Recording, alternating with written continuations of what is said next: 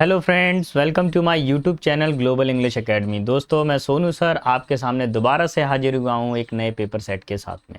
तो दोस्तों, last time पे जो मैंने पढ़ाया था आपको, जो सीरीज़ मैंने स्टार्ट की थी, वो मैं आपको एक नज़र कर देता हूँ। मैं लास्ट टाइम पे बेटा मैंने जो सीरीज़ स्टार्ट की है वो एसएससी सीजीएल एग्ज़ाम को देखते हुए की है मैंने। और एसएससी सीजीएल एग्ज़ाम में मैं कौन सा एग्ज़ाम को टारगेट कर रहा हूँ, अगर आप टारगेटेड एग्ज़ाम देखेंगे तो मेरा सीजीएल है 2024। ठीक है, प्रीवियस ईयर सेट चल रहे हैं, सेट नंबर 20 पर आ गए हैं। देखिए, पता ही नहीं चला, देखते देखते हमने 19 सेट कंप्लीट कर लिए हैं। अब जो बच्चा कंटिन्यू मेरे सेट्स को देख रहा होगा, मैं गारंटीड लिख के दे रहा हूँ कि उसका ये एग्ज़ाम बहुत बहुत बहुत अच्छा होने वाला है। रीज़न ये है कि वो मेहनत कर रहा है, रीज़न ये है कि वो डेडिकेटेड है, रीज़न वे ये है कि वो स्टडी के लिए सीरियस है, उसके कुछ सपने हैं जो उसको पूरा करने हैं। प्लीज़ मेरे जो वीडियोज़ हैं उनको 2x की स्पीड पे देखें, जिससे आप जल्दी जल्दी चीज़ों को कवर कर सकें। ठीक है। बढ़ता हूं मैं आगे की तरफ जवानों। तो आ जाओ भाई शेर और शेरनियों मैदान के अंदर। ये रहा पहला क्वेश्चन। अरे मर गए सर, ये कौन सा क्वेश्चन दे दिया? पहला ही क्वेश्चन है कि सर ये पैराग्राफ है। अरे डरने की कोई ज़रूरत नहीं है, this is related to the synonym. अब देखो कितना बड़ा सारा दे दिया आपको। अगर आपको परफेक्ट मीनिंग पता हो इस अंडरलाइन वाले वर्ड का, बस इसी से लेन देन है और किसी से लेन देन नहीं है। मैं कलर थोड़ा मार्कर का चेंज कर दूं, मैं थोड़ा सा डिफरेंट कलर ले लेता हूँ। I think this one is better. I think it is visible to you. Yes yes yes, now it's okay. देखिए, ये यहाँ पे जो वर्ड दिया गया है वल्नरेबल, अगर आपको इसका मीनिंग पता हो तो आप सारे के सारे मीनिंग सेट कर सकते हैं। वल्नरेबल का मीनिंग क्या होता है उसको थोड़ा सा जान लेंगे। वल्नरेबल का मीनिंग ऐसा होता है यानी कि जिसको हम भेद सकें, भेद्य, इजीली जहाँ तक पहुँचा जा सके। ठीक है, रिस्क हो, पहुंचा जा सके। तो देखेंगे यहाँ पर पहला वर्ड ये पुअर, तो मतलब गरीब हो गया। अच्छा, एडेप्टेबल का मतलब क्या होता है? जो मौसम के हिसाब से ढल जाए, जो क्या हो जाए, अनुकूल हो जाए। किसके अकॉर्डिंग अनुकूल हो जाए? मतलब जैसा मौसम है, मौसम के हिसाब से वो ढल जाए, तो अनुकूलन, एडेप्टेबल। एरोगेंट का मतलब आपको मालूम ही है, घमंडी या गुस्से अभिमानी व्यक्ति, है ना, जो बहुत ही ज़्यादा कॉन्सिएटेड हो, एरोगेंट हो। तो यहाँ पर एक वर्ड देखेंगे क्या आ रहा है, एट रिस्क। एट रिस्क का मतलब क्या होता है? जो कोई क्या हो, बिल्कुल मतलब ऐसा जोखिम भरा काम हो जिसको हम आसानी से कर सकते हो। जोखिम यानी भेद्य है ना। ये दीवार या ये घर कैसा है? भेद्य है, यानी दीवार के जो घर है उसके दरवाजे कमज़ोर हैं, वो वल्नरेबल हैं, यानी आसानी से जा सकते हैं। अगर इसका अपोजिट बनाएंगे तो इनवल्नरेबल हो जाता है, अपोजिट अगर बनाते हैं तो हम लोग। ठीक है, जिसका मतलब क्या हो जाता है, अभेद्य हो जाता है। तो यहाँ पर चीज़ क्या है, रिस्क में है। मैंने देखिए पूरा सेंटेंस बिल्कुल नहीं पढ़ा है, मैंने केवल गिवन वर्ड को पढ़ा है और आंसर कर दिया मैंने। यही आपको एग्जाम के अंदर करना है ना। 99% आपका आंसर सही होगा। बाकी अगर आपके पास में टाइम हो, अगर गवर्नमेंट आपको 1 घंटे की जगह 1.5 घंटा दे रही है, तो भैया आराम से पढ़ो, करते रहो फिर तो। Option number 1 will be our final answer. Clear? Okay, now comes to the another one. Here we have question related to the synonyms. Synonym से क्वेश्चन पूछा गया है हमारे पास नंबर 2 के अंदर। तो चलिए शुरू हो जाइए। जो वर्ड है हमारे पास में इमर। इमर का मतलब क्या होता है? किसी चीज का शामिल होना, इंक्लूड होना। क्या होना? शामिल होना किसी के साथ में।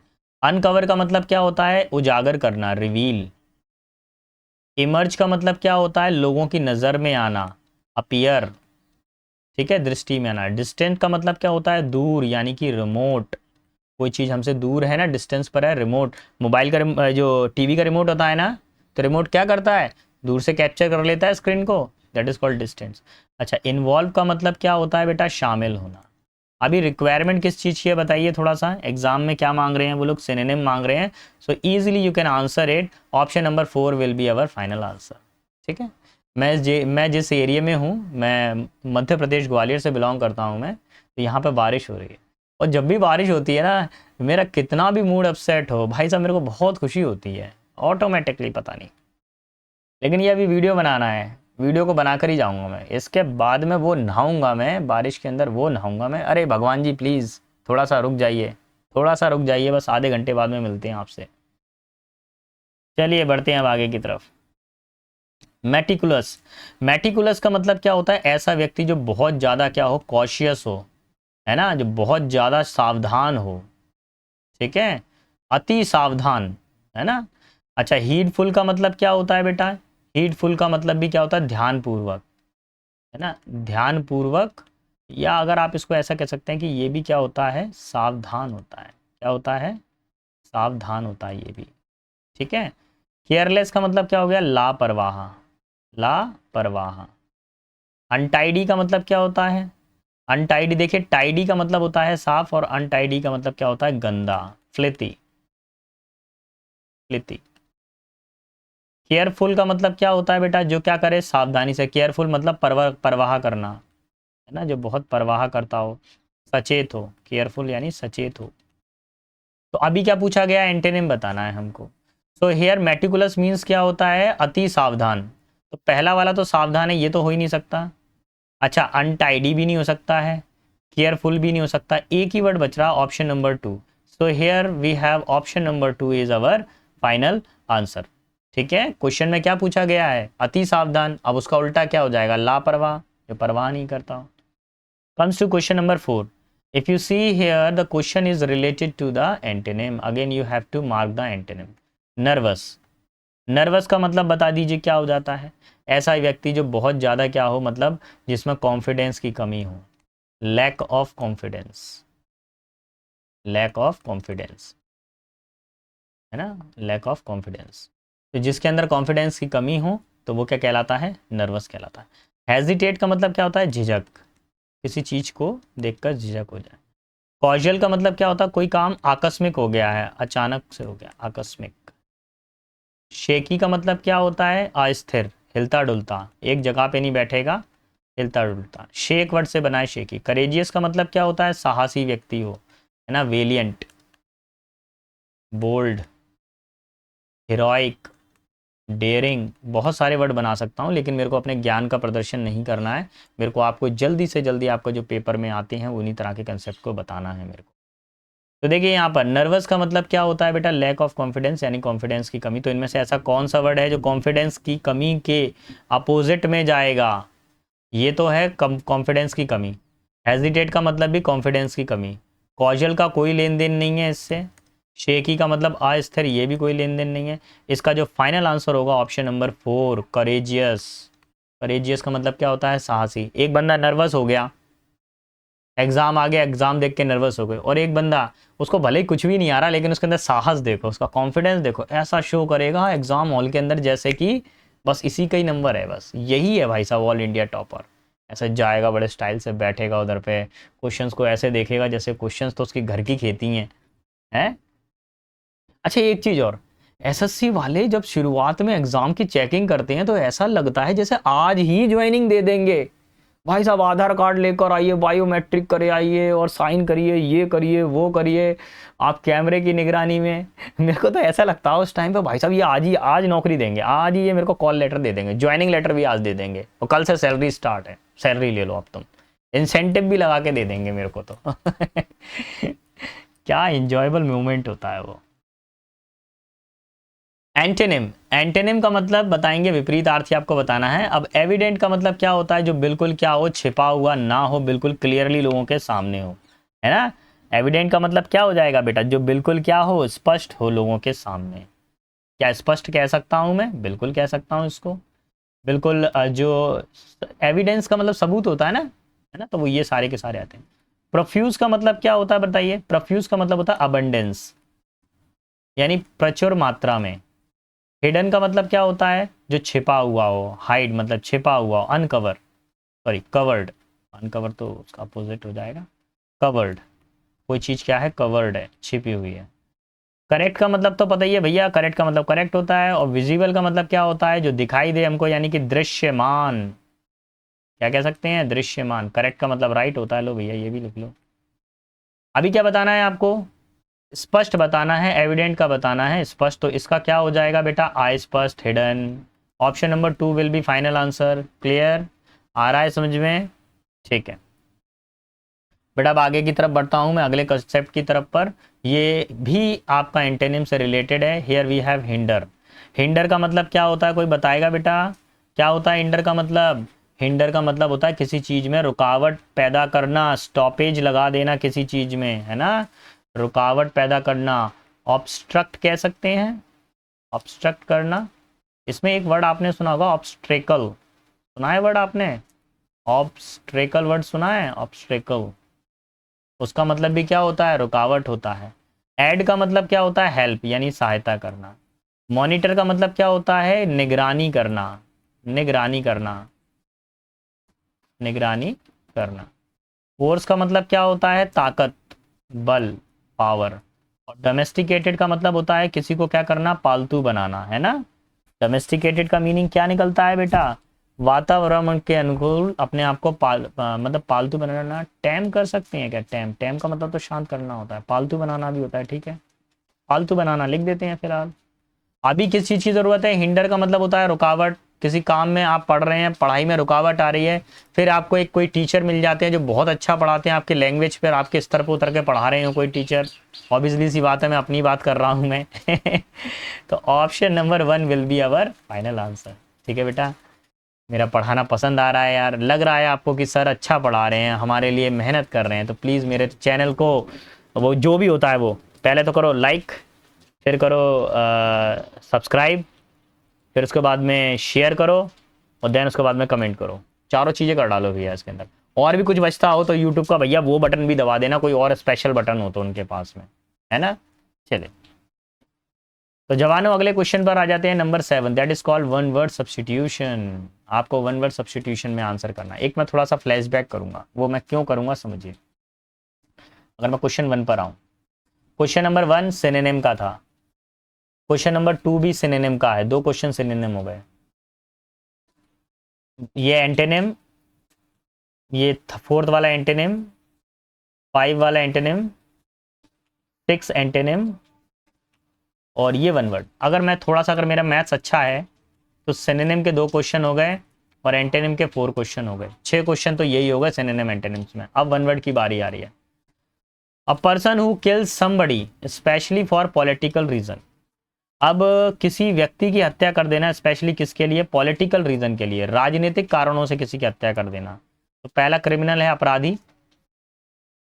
मॉन्स्टर का मतलब क्या होता है बेटा? बताइए। मॉन्स्टर का मतलब तो विशाल भी होता है और शैतान भी होता है, ठीक है। मॉन्स्टर का मतलब ह्यूज भी होता है, बड़ा भी होता है। हैंगमैन का मतलब क्या होता है? जल्लाद, फांसी देने वाला जल्लाद। और असैसिनेशन मतलब क्या होता है? राजनीतिक हत्यारा, राजनीतिक होगा, है ना। क्या हो जाएगा? राजनीतिक हत्यारा, राजनीतिक हत्यारा। ये कैसा हत्यारा होता है? इसने मर्डर तो किया है, लेकिन कैसा?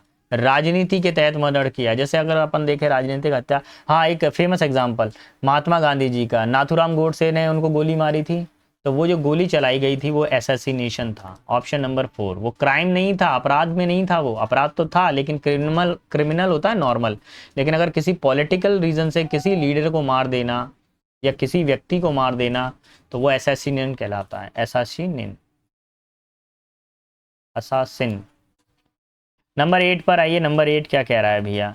नंबर 8 वाला क्वेश्चन देखिए, एक पूरा अंडरलाइन दिया गया है और 8 को आप लोगों को एक बार देख लेना है प्रॉपर, क्या बोला गया है? By killing a large number of people.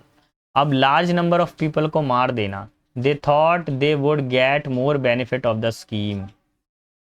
आपको ये सुनकर बड़ा आश्चर्य होगा, है ना, खासकर ऑनलाइन क्लासेस वाले बच्चों को। बेटा ये ऑफलाइन में ये सारे वर्डों की पूरी लिस्ट क्लास में मैंने याद कराई है, और जो याद नहीं कर रहे थे ना उनको जबरदस्ती पढ़ा पढ़ा के याद कराई है मैंने, जबरदस्ती पढ़ाया उनको।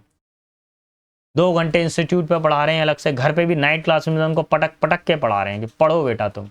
अब गधे अगर याद करके नहीं जा रहे हो पेपर में तो अब मैं क्या कर दूं बेटा? देखो क्वेश्चन वहीं का वहीं छपा का छपा आ रहा है, पढ़ना पड़ेगा यार, पढ़ो। कब पढ़ोगे, है ना, पढ़ना पड़ेगा। देखो इंपॉर्टेंट कराए जा रहे हैं, आप कर नहीं रहे हैं याद, वही क्वेश्चन आ रहे हैं छपे के छपे। ये पूरा मेरी फाइल में से है डेटा। ठीक है, चलो अब आप जानो फिर क्या करना है ना। चलो भैया, हम तो सबसे पहले क्या करेंगे? सुसाइड? नहीं नहीं, सुसाइड क्यों करेंगे? तो सुसाइड का मतलब क्या होता है? आत्महत्या, ठीक है। जीनोसाइड में क्या होता है बेटा? ये एक पूरी वंश हत्या होती है। क्या होती है? पूरे एक वंश को टपका देना। फेटिसाइड में क्या होता है? भ्रूण हत्या होती है। कैसी हत्या? भ्रूण हत्या।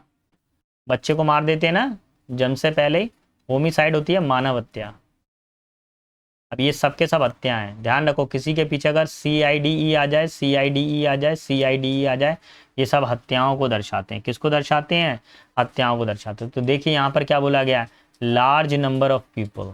जब लार्ज नंबर ऑफ पीपल की बात आती है तो आता है जीनोसाइड, ऑप्शन नंबर 2। लेकिन अगर बोला जाता कि केवल एक ही आदमी की हत्या की है, आमेन, एक आदमी की हत्या की है, तो होमिसाइड। ठीक है, इसमें मेल और फीमेल दोनों कनेक्ट रहते हैं, ऐसा नहीं है कि मेल फीमेल नहीं हो, दोनों पूरा ग्रुप के लिए। Option number 2 will be our final answer. देखिए नंबर 9, हाँ ये वाला क्वेश्चन देखिए, अगर फाइल में चेक करोगे तो आपको मिल जाएगा। थोड़ा सा ध्यान नहीं दिया, बच्चे कंफ्यूज हो रहे थे, सर ये आया नहीं है, आया नहीं है, तो एक बार फाइल चेक करो, आपको मिल जाएगा। ये ऑप्शन भी आया हुआ है, इसको लेकर बच्चों के मन में बहुत डाउट था। Brian remain silent during the board meeting. Brian क्या थे, बोर्ड मीटिंग के दौरान वो साइलेंट बैठे रहे। दो, यद्यपि राहुल वाज अनअवेयर, राहुल इस बात से जागरूक नहीं था या उसको पता नहीं था, that he had an ace up in his seat the entire time, कि उसके पास एक एस अप इन सीट। अच्छा पहले इसका वर्ड देख लेते हैं। एस का मतलब होता है इक्का, पत्तों में होता है ना इक्का, बादशाह, ये सारे के सारे। और सीत का मतलब क्या होता है, मयान, तलवार की जो मयान होती है। तो ये जो होगा, इसका जो प्रॉपर मीनिंग क्या होगा, अगर आप देखें, an ace up his seat कभी नहीं होता, an ace up in his sleeve होता है। ठीक है, और इसका मीनिंग क्या होता है, एक आश्चर्यजनक, एक आश्चर्यजनक लाभ जिसके बारे में दूसरों को पता ना हो, दूसरों को पता ना हो, पता ना हो। अब ऐसा क्या, यानी कि कोई छिपी हुई उसके पास प्लानिंग थी।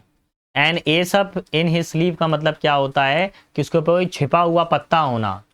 क्या होना, छिपा हुआ पत्ता होना। हम बोलते हैं ना उसके पास में वो एक छिपा हुआ इक्का है भैया उसके पास में, तो वो जो छिपा हुआ पत्ता होता है वो क्या कहलाता है, an ace up in his sleeve. वैसे स्लीव का मतलब बाजू होता है। जादूगर होते हैं ना, तो वो क्या करते हैं, अपने बाजू के अंदर क्या करते हैं, पत्ता छिपा के रखते हैं, फिर आप जरूरत पड़ती है तो पत्ते को रिवील कर देते हैं, तो that is called S up in his sleep. ठीक है, option number 4 will be our final answer. Let's see question number 10। देखिए भैया ये वाला जो प्रॉपर्टीज है, ये बहुत साल बाद में अब एसएससी ने रिपीट किया है, काफी समय बाद में रिपीट किया है। ये जो इस तरह के जो क्वेश्चन दिए हैं, यानी जो उनके यंग वंस के नाम बताना, उनके बच्चों के नाम बताना। ठीक है, the young one of lion, शेर के बच्चे का नाम क्या होता है। चिक, चिक किसका बच्चा होता है, मुर्गी का बच्चा। ठीक है, कोल्ट किसका बच्चा होता है, घोड़े का, हॉर्स, हॉर्स के बच्चे को बोलते हैं। कब किसका बच्चा होता है बेटा, लायन का होता है। और काल्फ किसका बच्चा होता है बेटा, ये भी बछड़ा कहते हैं जिसको हम लोग, ये भैंस का हो सकता है, शायद भैंस का ही बछड़ा होता है कि गाय का बछड़ा होता है, तो ये गाय से संबंधित या काव या बफेलो से रिलेटेड होगा, है ना, बफेलो। ठीक है, अब जरूरत की चीज क्या है हमारे पास में, सर लायन वर्ड आ रहा है, लायन वर्ड कहाँ आ रहा है, ये आ रहा है, तो option number 3 will be our final answer. Clear, आगे बढ़ते हैं आगे की तरफ। Next question, question number 11। 11 में क्या बताना है आपको, आइडम एंड फ्रेजेस बताना है। और इसमें अंडरलाइन सेगमेंट तो है नहीं है यार, लेकिन बताया गया है। चलो देखते हैं, पहले पढ़ेंगे तभी समझ में आएगा। क्या हो गया, क्या हमसे एडिटिंग में कुछ प्रॉब्लम हो गई क्या, अभी देख लेते हैं, कोई ज़्यादा दूर नहीं है, हम पास में ही हैं। The peasants worker work the whole day. Peasant का मीनिंग समझते हैं क्या होता है, किसान। लेकिन ये कैसे किसान होते हैं, एक किसान जिसके पास में खुद की भूमि है वो होता है फार्मर, लेकिन एक ऐसा किसान जो दूसरे की भूमि पे किसानी, खेती किसानी करता है, जिसको हम लोग बंधुआ भी कह सकते हैं। तो peasants work the whole day in the field, पूरे दिन भर वो फील्ड में काम करता है। And stopped working, and stopped working in the evening and went to home, और शाम को वो काम करना बंद कर देता है। यार क्या ऑप्शन होना चाहिए इसका प्रॉपर, चलो इसमें एक वर्ड अंडरलाइन करिए, स्टॉप्ड वर्किंग। स्टॉप्ड वर्किंग वो वर्ड है जिसको हमको अंडरलाइन सेगमेंट करना था, इसका मीनिंग बताना है। तो पहला जो वर्ड है गिव इट अ व्हर्ल, इसका मतलब होता है कोशिश करने देना। किसी को कोशिश करने देना, ट्राई करना। कॉल इट अ डे का मतलब क्या होता है, अभी इसका बताते हैं, 1 मिनट पहले इसको देखते हैं। पुट आइज, क्या बोला गया है, पुट आइज ऑन इट, यानी पोस्टपोन कर देना, किसी काम को आगे के लिए बढ़ा देना, पोस्टपोन कर देना। रैन अराउंड द सर्कल, इसका मतलब क्या होता है, एक ही चीज को करते रहना, ठीक है। Keep doing the same thing, keep doing the same thing without achieving,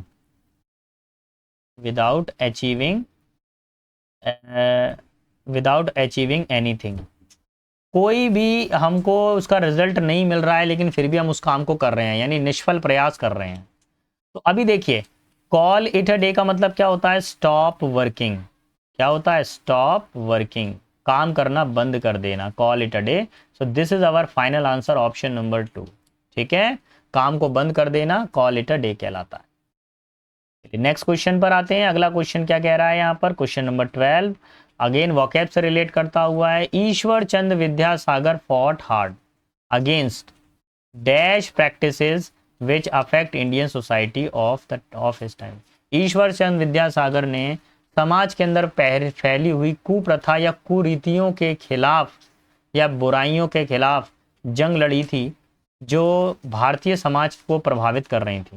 तो देखिए भैया, शुरू हो जाइए जल्दी जल्दी। क्या किया था, थोड़ी सी बुराइयों से लड़े थे?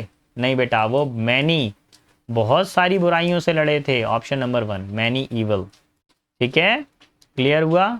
मोर नहीं आ सकता, ऑल नहीं आ सकता, मोस्ट नहीं आ सकता, मैनी आ सकता है, क्योंकि गिवन सेंटेंस किस में है, पॉजिटिव में है। कंपैरिजन अगर होता किसी से तो फिर मैं मोर ईवल कर लेता, अब सर्वाधिक बताते तो मोस्ट कर लेता, ये नहीं होगा। ना कम्स टू क्वेश्चन नंबर 13। अब देखिए 13 वाला जो क्वेश्चन है भाई साहब, इसको मैं इस पूरे पेपर का सबसे ज़्यादा मोस्ट कॉम्प्लिकेटेड क्वेश्चन मानता हूँ, क्योंकि जल्दबाजी में ये ज़्यादातर लोगों का गलत होगा, ज़्यादातर लोगों का गलत होगा, ठीक है। देखिए, सेलेक्ट द करेक्ट स्पेलिंग, सही स्पेलिंग का चयन करना है, इनकरेक्टली स्पेल्ड जो गलत लिखी गई है। देखिए ऊपर सेंटेंस में लैब्राडोर सही लिखा है, ठीक है। हमको किसका चयन करना है, सही स्पेलिंग का चयन करना है। किसका चयन करना है, सही का, यानी गलत वाले को एक नेग्लेक्ट करना है। तो देखो लैब्राडोर ये गलत लिखा हुआ है, लैब्राडोर ये गलत लिखा हुआ है। देखिए यहाँ पर जो वर्ड है एक आया है जेंटल, ये गलत लिखा हुआ है यहाँ पर।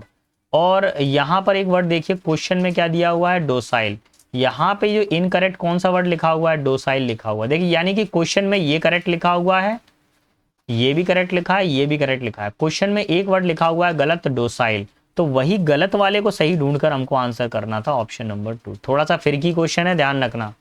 क्या फिरकी क्वेश्चन है, क्वेश्चन के अंदर उन्होंने एक वर्ड मिस स्पेल्ड किया है, उस एक मिस स्पेल्ड वर्ड को करेक्ट करके उन्होंने किस में लिख दिया है, आंसर में लिख दिया है, और वो ढूंढना था हमको। ज्यादातर बच्चों के संग में गड़बड़ होने वाला है ये, ठीक है। क्वेश्चन नंबर 14 पर आ जाइए। 14 क्या कह रहा है भैया, इनकरेक्ट स्पेलिंग का चयन करना है, तो शुरू हो जाए। इनकरेक्ट स्पेलिंग के लिए जस्टिस की स्पेलिंग करेक्ट है, डेवलपमेंट की करेक्ट है, फ्रीडम की स्पेलिंग गलत है। क्या हो जाएगी फ्रीडम की स्पेलिंग, ये हो जाएगी, ठीक है। इग्लिटेरियन की यहाँ पर स्पेलिंग तो सही है यार, इग्लिटेरियन की। चलिए मीनिंग बता दें, जस्टिस का मतलब क्या होता है, न्याय। डेवलपमेंट का मतलब होता है विकास। फ्रीडम का मतलब क्या होता है, आज़ादी। देखिए मैं पूरा मीनिंग हिंदी इसलिए बताता हूँ, रीज़न उसका ये है, हालांकि आप लोगों को आता है, लेकिन एक बार थोड़ा सा अगर मैं बोल दूंगा तो आपके ब्रेन में और अच्छे से सेट हो जाएगा। कुछ बच्चे यार हिंदी मीडियम वाले हैं तो उनके लिए बहुत ज़्यादा समस्या है, तो वो बोलते हैं मेरे से कि सर प्लीज़ आप पूरा बताया करें। कोई दिक्कत नहीं है, 1-2 सेकंड ही तो जाते हैं बताने में हमारे। समानाधिकार क्या होता है बेटा, समान अधिकार होता है इक्लिटेरियन। मैं इस इग्लिटेरियन को पता है कैसे याद किया था, इक्वलिटेरियन, इक्वलिटेरियन याद किया था इग्लिटेरियन को, तभी याद हो पाता। फिलहाल option number 3 will be our final answer. हमको स्पेलिंग मिल गई है, फ्रीडम की स्पेलिंग गलत थी, हमने ये करेक्ट स्पेलिंग यहाँ पे लिख दी है। बढ़ता हूँ आगे की तरफ। अगला क्वेश्चन कौन सा है भैया, अगला क्वेश्चन है ग्रामर से रिलेटेड।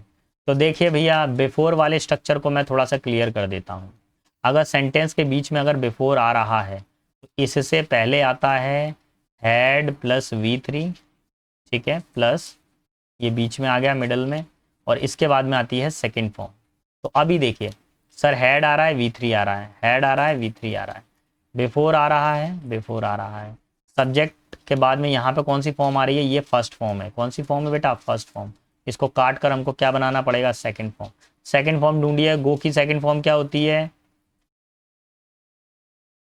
यार, इसमें तो दिए ही नहीं है यार, है ये तो दिए ही नहीं है इन्होंने। अरे सोनू, कुछ गड़बड़ टाइप हो गया है यहाँ पर। अच्छा ठीक है ठीक है ठीक, गलत टाइप नहीं हुआ। इस गो को ना यहाँ पे इसको कनेक्ट कर दे, इसको हटा दो यहाँ से, गो को। यहाँ पे एक ऑप्शन बना लो यार, वेंट बना लो। क्या बना लो, कौन सा ऑप्शन बना लीजिए, वेंट बना लीजिए इसको। ठीक है, तो अब जरा आंसर करिए, जल्दी बताइए क्या आंसर होगा भैया इसका।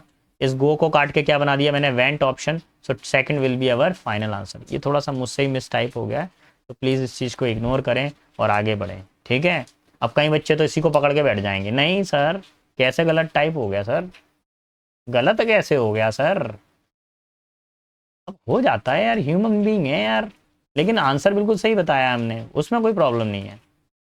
चलो देखो भैया जवानों, एक बार ये वाले क्वेश्चन को रिलेट करते हैं। तो पहले फॉर्मूला बनाएंगे, हैज़ एफ दिया हुआ है यहाँ पर, और आपको जो आंसर करना है वो हैज़ एफ से रिलेटेड करते हुए देखना। देखिए हैज़ हैव कभी भी अगर आ जाए किसी सेंटेंस में, तो हैज़ हैव प्लस वर्ब की थर्ड फॉर्म, पैसिव वॉइस बनाते समय आपको क्या करना पड़ेगा, हैज़ और हैव, देन थर्ड फॉर्म की वजह से यहाँ पर आ जाएगा बीन, और फिर थर्ड फॉर्म। अब देखो ऊपर वाले क्वेश्चन में हैज़ आ रहा है, हैज़ हैव हैज़, डज आ रहा है, डज को हटा दीजिए। नॉट आ रहा है, पहले वाले में नॉट आ रहा है, दूसरे में नॉट आ रहा है क्या, नहीं आ रहा, तीसरे में नॉट आ रहा है क्या, नहीं आ रहा, हटा दीजिए। Option number one will be our final answer. अब जरा फॉर्मूले को मैच कर लीजिए। सर हैज़ हैव आ रहा था, हैज़ हैव आ रहा है। सर थर्ड फॉर्म आ रही है, सर थर्ड फॉर्म आ रही है। अब जब पैसिव वॉइस बनाएंगे तो पहले हैज़ हैव आ रहा है, सर हैज़ हैव आ रहा है। The custard not been, been आ रहा है और थर्ड फॉर्म आ रही है। Clear, so first will be our final answer. चलिए बहुत अच्छा पानी बरस रहा है, मेरे से तो रुका ही नहीं जा रहा, लेकिन क्या करें क्या करें क्या करें सोनू, करना पड़ेगा, पढ़ाना पड़ेगा, कर्म ही पूजा है। पहले तो कर्म करना पड़ेगा तभी तो पूजा मिल, नहीं तब कर्म करना पड़ेगा। कर्म कर्म अच्छा करेंगे तभी पूजा का फल अच्छा मिलेगा, है ना। Identify how you will ask, ask मतलब क्या होता है, पूछना, प्रश्न करना। Everyone if the sweet will be delivered by Jack today, in active voice बनाना है भैया। तो पहले तो ये देख लीजिए कौन सा वाला स्ट्रक्चर है, विल बी वाला स्ट्रक्चर। तो मैं पहले तो भैया स्ट्रक्चर बना दूं मैं प्रॉपर, जिससे समझ पाएँ आप चीज़ों को। पहले तो मैं एक्टिव वॉइस ही बनाऊंगा ऊपर में, और फिर पैसिव वॉइस बनाऊंगा, क्योंकि जो फॉर्मेशन है ना वो हमेशा क्या बनती है, अपोजिट डायरेक्शन में जाती है ये। ठीक है, और इसको मैं क्या करूँगा यहाँ पे, ऑब्जेक्ट को उठा के मैंने यहाँ रख दिया, तो that object will become subject. यहाँ पे ये ऑब्जेक्ट क्या बन जाएगा, सब्जेक्ट बन जाएगा। विल के लिए विल, और शैल के नीचे शैल। ये जो फर्स्ट फॉर्म है ये बदल जाती है बी में, और थर्ड फॉर्म आ जाएगा, फिर बाय आ जाएगा, देन सब्जेक्ट आ जाएगा। ठीक है, ये सेंटेंस मैंने एक फॉर्मूला बना दिया आपको। अच्छा ये क्या बोल रहा है कि क्वेश्चन को किस में पूछा जाएगा, यानी इंटेरोगेटिव में बनाना है। किस में बनाना है, इंटेरोगेटिव में बनाना है। तो पहले जरा मैं इस फॉर्मूले को इंटेरोगेटिव में कन्वर्ट कर लूँ मैं जरा। अच्छा चलिए बाद में करता हूँ कन्वर्ट। आप तो ये देखिए, द स्वीट्स आ रहा है, ऑब्जेक्ट आ रहा है, विल बी डिलीवर्ड ये आ रहा है पैसिव वॉइस। कौन सा वॉइस आ रहा है, पैसिव वॉइस। किस में जाना है, एक्टिव वॉइस में। तो हमको क्या क्या चाहिए, सब्जेक्ट चाहिए, और विल चाहिए, और वर्ब की फर्स्ट फॉर्म चाहिए। अब आप देखो विल के साथ में फर्स्ट फॉर्म किस किस में आ रही है, और सब्जेक्ट पता है कौन है, जैक। सब्जेक्ट कौन है, जैक। तो ये तो फोर्थ तो गया आपके पास में क्योंकि आर लगा हुआ है। यहाँ पे देखिए जैक विल डिलीवर, ठीक है ये हमारी बातों को पूरा कर रहा है, लेकिन एक प्रॉब्लम है इसके अंदर, वो भी बताते हैं अभी। सेकंड वाला देखते हैं, the Jack will be delivering, ING की तो कोई बात ही नहीं हो रही, तो कैंसिल हो गया। Will Jack deliver the sweets today. आपसे क्या पूछा गया है, हाउ विल यू आस्क, पूछोगे कैसे, यानी इंटेरोगेटिव वाले में बनाना है। आंसर तो ये भी सही है, लेकिन ये है पॉजिटिव सेंटेंस, इसलिए ये नहीं बनेगा, हमको इंटेरोगेटिव बनाना है। Option number one will be final answer. तो क्या सर इस फॉर्मूले का कोई महत्व नहीं है, इसका बहुत महत्व है बेटा। ये देखो इतने फॉर्मूले को मैं यहाँ से मिटा देता हूँ, उस फॉर्मूले में सिर्फ जस्ट मैं क्या करने वाला हूँ वो भी आपको बता देता हूँ मैं, एक मिनट। ये रबड़ कितनी अच्छी है यार, कितना साफ मिटाती है। एक हमारे स्कूल में रबड़ हुआ करती थी, मैं तो ऐसा मिटाता था भाई साहब कि पेज इस पार से उस पार चला जाता था, ऐसा मिटाता था मैं स्कूल डेज में। रबड़ ऐसी घिसता था मैं, यस यही इस पूरे पेज को निपटा दूंगा मैं। Option number 1 will be our final answer. Clear. देखिए, identify the sentence that correctly uses, ऐसे सेंटेंस का प्रयोग करना है जो करेक्टली यूजेस है इनडेफिनेट आर्टिकल। देखो बेटा बच्चा, बार बार मैं कह रहा हूँ आर्टिकल चैप्टर को अच्छे से कर लीजिए, और बहुत फ्री हिट क्वेश्चन आ रहे हैं इसके अंदर, इतने इजी इजी आर्टिकल के क्वेश्चन आ रहे हैं। तो शुरू हो जाए, एक बार देख लेते हैं सारी चीज़ों को, थोड़ा सा बच्चों को याद दिला दूँ मैं। अगर आ से लेकर अंगा तक कोई वर्ड आता है तो हम एन का यूज़ करते हैं, और अगर का से लेके ज्ञा तक कोई वर्ड आता है तो हम ए का यूज़ करते हैं। ठीक है, I have never never seen, यहाँ पे देखना है। यूएफओ में किसकी आवाज़ आ रही है? या की आवाज़ पहले आ रही है। किसकी आवाज़ आ रही है? यूएफओ में या की आवाज़ आ रही है।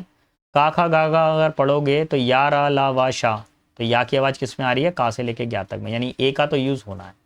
ए इसमें भी आ रहा है, ए इसमें भी आ रहा है, एन इसमें आ रहा है, एन इसमें आ रहा है, तो इन दो को तो आप नेगलेक्ट कर दीजिए, थर्ड और फोर्थ को नेगलेक्ट कर देंगे क्योंकि आर्टिकल का ये वाला यूज़ गलत है। अब इतना तो ठीक है यहाँ तक। अब देखो, एन ठीक है, ए और एन। इंग्लिश में किसकी आवाज़ आती है? ई की आवाज़ आती है। इंग्लिश में किसकी आवाज़ आती है? ई। आ से लेके अंगा तक आ रहा है, यानी कि इंग्लिश में क्या आना चाहिए? एन। तो यहाँ पे तो ए आ रहा है, ये हो गया गलत। यहाँ पे एन करेक्ट है और यहाँ पर ए भी करेक्ट है। Option number 2 will be final answer. Clear? Okay, number 19 पर आ जाइए भैया। 19 क्या कह रहा है? अब भैया सबसे टफेस्ट क्वेश्चन आने लगे हैं। प्लीज़ चैनल को लाइक शेयर और सब्सक्राइब ज़रूर करें बेटा, है ना। बहुत मेहनत करते हैं यार, हमको बहुत मेहनत लगती है, सुबह सुबह जग जाते हैं और कुछ जल्दी जग रहे हैं आजकल तो, है ना, वीडियो जिससे अच्छा बने। और मैं जिस एरिया में रहता हूँ वहाँ तो इतने सारे बच्चे हैं, इतना उदम मचाते हैं। ऊपर से मेरे घर के सामने थोड़ा सा पार्क गार्डन है मेरा खुद का ही, एक हल्का सा गार्डन है, तो बच्चों का मन उसी में लगता है। सब आ जाते हैं शाम को, आवाज़ वहीं से चिल्लाएंगे। आप सोनू सर बोलते हो, वो वहीं से चिल्लाते हैं, ओए सोनू खोलियो जरा पार्क। तो बेचारा सोनू वहाँ पे जाके पार्क खोलेगा। ठीक है, जीवन हमारा पार्किंग में ही निकल जाएगा ऐसा लग रहा है। इनके पार्क ही खोलते रहेंगे हम तो, है ना। यही दिन रह गए हैं बस हमारे अब। चलिए, बच्चों के मुंह नहीं लगना चाहिए पहली बात तो, कब का क्या बोल दें कोई भरोसा नहीं है। देखिए, इट है एक प्रोनाउन, तो प्रोनाउन से सेंटेंस की शुरुआत ना माने, आप प्रोनाउन से सेंटेंस को शुरू नहीं करेंगे जल्दी से। द फिल्म एक नाउन है, ठीक है। The film provide immense popular, इसको भी थोड़ा सा भी एक साइड वाइज कीजिए। जहां पर भी दो ऑप्शन एक जैसे दिखाई दें, आप प्रेफरेंस जरा उनको ही लेते हुए चलेंगे, यानी सी से सेंटेंस शुरुआत होने की संभावना ज़्यादा है। Titanic is an American romantic adventure film released in 1997। Titanic film के बारे में बताई जा रही है भैया। तो ये जो फिल्म थी एक अमेरिकन रोमांटिक मूवी थी, और सभी लोगों को मालूम है टाइटैनिक मूवी लगभग बच्चों ने देखी हुई है। इस मूवी के अंदर बहुत ही अच्छा मतलब इस मूवी को कंपोज किया गया है, बनाया गया है, आप देखेंगे तो बहुत अच्छी लगेगी आप। अब क्या बोला गया है यहाँ पर कि एक टाइटैनिक मूवी के बारे में चर्चा है जो 1997 में आई। अब इस मूवी के बारे में देखो क्या बताया जा रहा है, ये तो पहला सेंटेंस हो गया। It centres all the sinking of the RMC Titanic. ये किसके ऊपर बताती है कि जो टाइटैनिक जो पूरा जहाज था वो कैसे डूबा, उसके ऊपर ये फिल्म आधारित है। नंबर 2 ये हो गया, ठीक है। सी के बाद में आ गया ए, अब चाहिए सी के बाद में D. Most of the film story is then told, उसके बाद में कई सारी फिल्म स्टोरियां बताई गई इन फ्लैशबैक्स, उसके बारे में, उनके पिछले समय के बारे में। एज द प्रोटोगेनिस्ट, प्रोटोगेनिस्ट क्या होता है? मुख्य किरदार। किसी फिल्म का मुख्य जो किरदार होता है वो प्रोटोगेनिस्ट होता है। Recounts the Titanic faithful 1912 voyage. देखिए भैया, 1912 की शताब्दी में जो भी 1912 में जो टाइटैनिक के साथ में जो घटना हुई है उसके बारे में, उस दौर के बारे में भी कई सारे उस फिल्म के अंदर फ्लैशबैक बताए गए हैं। उस समय देखिए मूवीज़ का तो शायद ज़्यादा कैमरा था शायद उस टाइम पे, शायद पॉसिबिलिटी हो, हाँ होगा, 1912 में कैमरा था। तो जितने फोटो बनते थे उनके आधार पे उन लोगों ने उस मूवी को बनाया, उसको देखकर क्रिएट किया। Option number 4, the film proved immensely popular, holding all time box office gross record more than a decade after release. उस फिल्म ने, टाइटैनिक मूवी ने सभी फिल्मों के रिकॉर्ड तोड़ दिए थे और कई दशक तक उसने जो है बॉक्स ऑफिस पे राज किया था। दशक मतलब एक पूरा 10 साल तक राज किया, दशकों तक। अभी भी वो टाइटैनिक मूवी कई लोगों के मन में बैठी हुई है। So option number 4 third will be our final answer. Clear? बढ़ता हूँ आगे की तरफ। नंबर 20, देखिए ये भी एक बहुत बड़ा क्वेश्चन है, इसको एक बार आप रीड कर जाइए थोड़ा सा, और मैं देख लेता हूँ कहाँ पर है H2O। H2O पी लूँ मैं थोड़ा सा।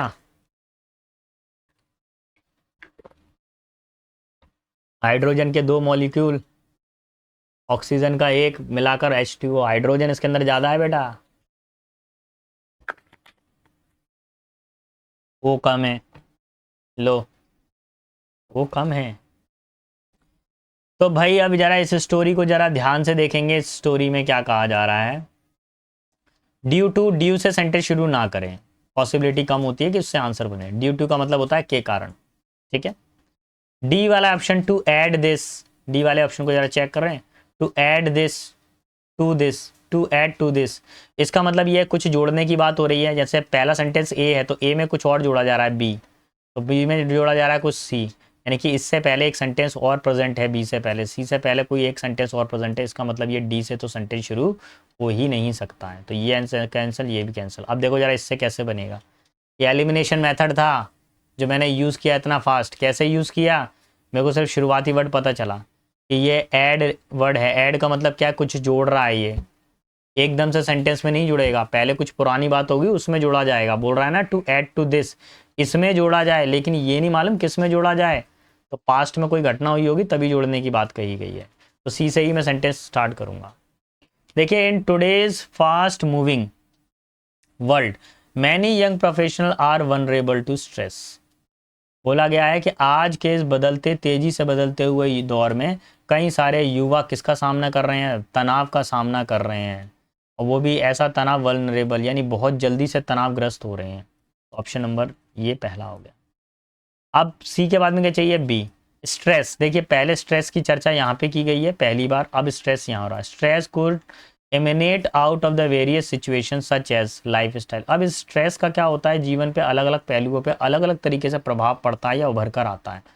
एज लाइफ स्टाइल, जीवन पद्धति पे प्रभाव पड़ता है, हेल्थ पे प्रभाव पड़ता है, रिलेशनशिप इशू है ना, तनाव हो रहा है फैमिली के अंदर, हस्बैंड वाइफ रिलेशन में दिक्कत, लड़ाइयाँ हो रही हैं, है ना। Lack of support system, support system तनाव की वजह से, जिस व्यक्ति को सपोर्ट सिस्टम एट होम, तनाव में है अगर, अब पिताजी हैं, अब जॉब कर कर आए हैं, है ना, वो घर पे बैठे हुए, अब तुम वहाँ पे अपने मोबाइल में लगे हुए हो, पिताजी को एक गिलास पानी की नहीं पूछ रहे हो, वो आकर बैठ गए। अरे एक बार उनके पास में जाओ, उनको एक गिलास ज़रा पानी पिलाओ। मम्मी अगर जैसे किसी की वर्किंग वोमेन है मम्मी, है ना, जब वो घर पर आए वो, तो जैसे ही वो बैठ जाएँ, थोड़ा सा रिलैक्स हो जाए, 2 मिनट बाद में आप उनको पानी दीजिए, है ना, उनको थोड़ा सा रिलैक्स होने दीजिए। या जैसे ही आए तो कूलर या पंखा आप चला दीजिए, गर्मी का सीज़न है तो वो उनको थोड़ा मन को क्या मिलेगा, रिलैक्स मिलेगा। तो अब ये क्या हो गया, अभी क्या इन सब चीज़ों की सपोर्ट की कमी आ गई है, क्योंकि देखा जाता है कि बच्चे ज़्यादातर सोशल मीडिया में जुड़े हुए हैं और सोशल मीडिया को वो जीवन समझते हैं। जो धरती पे जो व्यक्ति है जो साथ में, उसकी वैल्यू कम है। स्क्रीन पे एक व्यक्ति है जिससे कोई रिश्ता नहीं है, जो कभी तुम्हारी मदद करने के लिए नहीं आने वाला है, उसके साथ तुम्हारा कनेक्टिविटी इतना खतरनाक हो जाता है कि तुम ही सब कुछ हो, तुम ही मेरे मंदिर, तुम ही देवता हो। और क्या, यही हो रहा है आजकल। चलो भैया, lack of support system, competitive focus, competitive focus on acquiring material symbols of success and career advantage. और भैया एक तनाव का एक कारण ये भी है कि लगातार युवाओं के दिमाग में कैरियर को लेके बहुत टेंशन बना हुआ है। मेरा अगर नहीं हुआ तो फिर क्या होगा मेरा, ये ज़्यादा टेंशन है। कोई दिक्कत नहीं है, होता है अच्छी बात है, नहीं होता तो इतना स्ट्रेस लेने की ज़रूरत नहीं है। This is just a exam, it is not a life. ये लाइफ नहीं है आपकी पूरी, ये जस्ट एक एग्जाम है जिससे आपको पेमेंट आ रहा है, बस सोर्स ऑफ पेमेंट है, बस ये समझिए। आप अपने अंदर कुछ अलग से गट्स है, कुछ टैलेंट है, तो सोर्स ऑफ पेमेंट कुछ और भी हो सकता है ना। इसको पूरा लाइफ ना समझें कि पेपर निकलेगा तो ही मेरी लाइफ चलेगी। अरे कई ऐसे दिग्गज हैं जो इनसे ऊपर हैं, पेपर तो बहुत छोटी चीज़ है, छोड़ छोड़ के बैठे हुए हैं नौकरियाँ। Due to tight guidelines of the delivery and increase focus on the performance outcome, many employees are unable to enjoy proper working. अब देखिए, डेडलाइन ऑफ डिलीवरी थिंग्स। अब क्या होता है कि जब कंपनी में हम जाते हैं तो कंपनी में हमको टास्क मिल जाते हैं, है ना, बोला गया कि 20 दिन के अंदर ये टास्क कंप्लीट करना है। अब उस टास्क कंप्लीट करने के लिए वो बंदा सुबह से शाम तक तरीके से उस काम में लगा रहता है, वो भी एक स्ट्रेस का कारण है। टू ऐड दिस, देखिए मैं जो बात कहना चाह रहा था, तनाव के अंदर ये एक और चीज जुड़ जाती है, the current economy has impacted many companies revenue. आज की जो अर्थव्यवस्था है उसने कंपनियों के ऊपर, उनके राजस्व के ऊपर प्रभाव डाला है, प्रॉफिट्स, और प्रॉफिट भी दिया है, which in effect have put many jobs at the risk. और उनके जो प्रॉफिट्स हुए हैं, जो रेवेन्यू कंपनी को जनरेट होता है, उसने कई सारी कंपनीज को, कई सारे वर्कर्स की लाइफ को किस में डाल दिया, many jobs at risk resulting in frequency counselling support guidance and going up significantly. देखिए कई सारे जॉब जो हैं वो रिस्क में भी आ गए हैं, क्योंकि वो अपने जो है, जो वर्कर हैं उनकी काउंसलिंग प्रॉपरली नहीं करते हैं, उनके रिजल्ट्स पे ध्यान नहीं देते हैं। और कोई वर्कर ज़्यादा स्ट्रेस में है तो उसको थोड़ा सा रिलैक्स दीजिए ना, थोड़ा सा उसकी बात को सुनिए, है ना। Option number 3 will be our final answer. Clear. Question number 21, please बेटा चैनल को लाइक शेयर सब्सक्राइब जरूर करिए। अच्छा ज़रूरी चीज़, आज 21 सेट हो गया, 20 सेट हो गया, कल हम 21 सेट आपको डिलीवर करेंगे, ठीक है। तो आज रात को, हाँ देखिए हर रात को 9 बजे 9 PM आपको ये मिल जाता है पेपर सेट। अब कुछ समय बाद में बेटा मैं SSC MTS का भी सीरीज़ स्टार्ट करूँगा, तो जो भी बच्चे इंटरेस्टेड हों तो MTS वाली सीरीज़ में भी जुड़ जाएंगे। उसका टाइमिंग मैं आपको अभी से बता देता हूँ। अगर ये 9 बजे आएगा तो वो 9:30 बजे आएगा। अगर CGL 9 बजे का आएगा तो उसको हम शायद 9:30 बजे का शिफ्ट रखेंगे, बाकी भी मैं टाइम देखकर एक बार कंफर्म कर दूंगा। Clear. Let's see question number 21 क्या कह रहा है। फाउंटेन्स, फाउंटेन्स का मतलब क्या था, फव्वारा।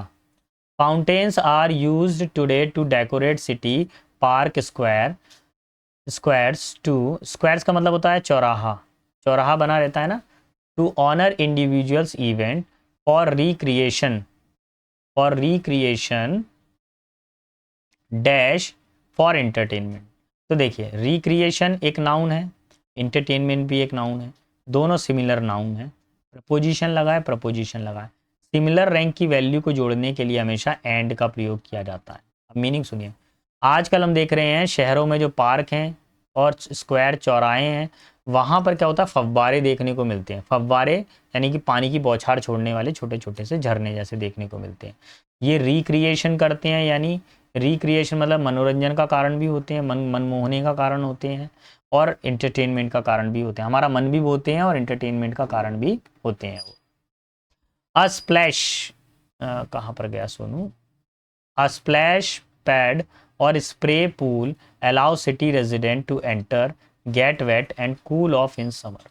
स्प्लैश पैड क्या होता है, पानी का जो वाटर पार्क होते हैं ना, वाटर पार्क के अंदर ऊपर से वो ऐसे करके उतर कर आती है फिसल पट्टी, वो स्प्लैश पैड हो गया, ठीक है।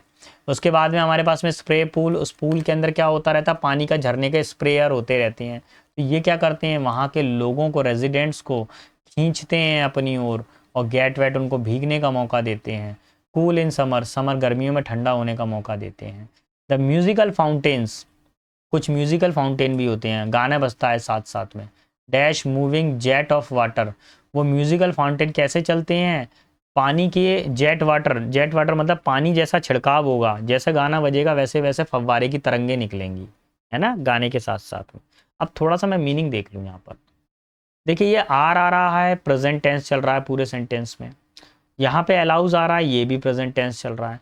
अब म्यूजिकल फाउंटेन है तो यहाँ पर भी प्रेजेंट टेंस ही आना चाहिए।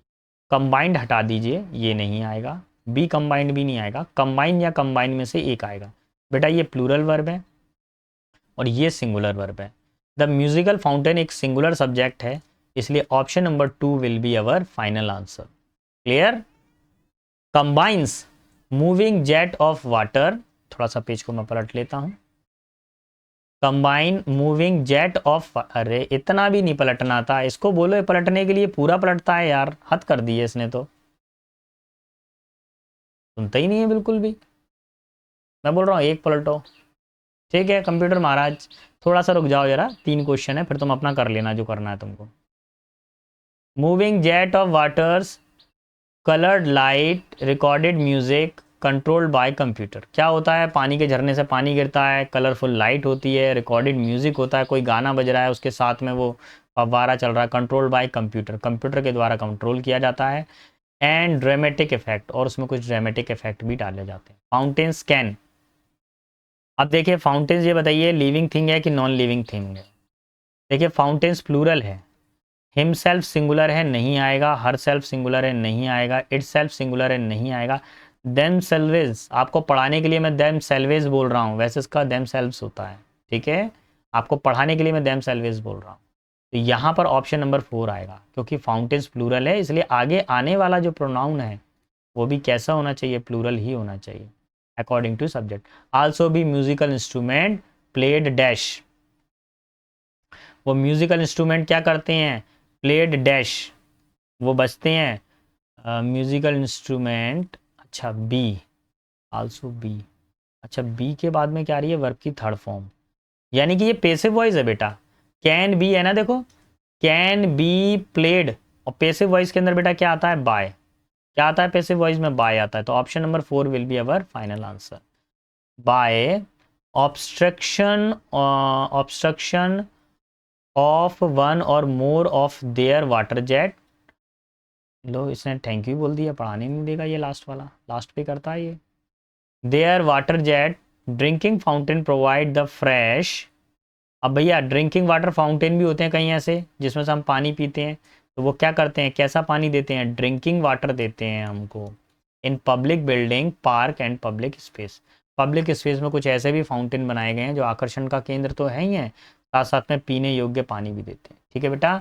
तो अगर आपको मेरा पढ़ाना पसंद आया है तो प्लीज़ मेरे चैनल को लाइक कमेंट शेयर और सब्सक्राइब जो भी कर सकते हैं भैया कर दीजिए।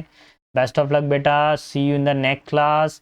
अच्छे से पढ़ाई करें, कहीं कोई भी डाउट आ रहा है तो आप मुझसे कांटेक्ट करिए, अच्छे से पढ़ाई करें, अपने माता पिता का नाम रोशन करें। See you tomorrow in the next class, best of luck.